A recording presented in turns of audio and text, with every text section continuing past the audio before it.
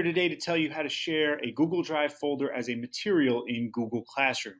So let's pretend that I want to share this folder and all this as a material that students can always view and access. Okay, right? So let's do that in Classroom. Let me create a material and just give it a name. And then let's go into our Google Drive and let's go get that folder, right?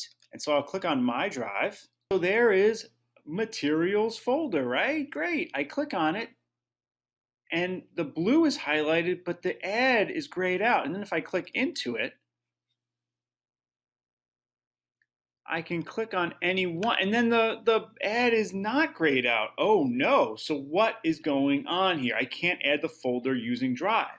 So here's what I have to do. I have to go back into that folder, and I need to get shareable link, and you really should do it so that, and there it is, you should do it so that, there we go, that it's set to anyone with the link in your district can view. I'm using my personal right now, but you get my point. And then we go back in here and we get out of this. We're not going to use Google Drive. We're going to use a link.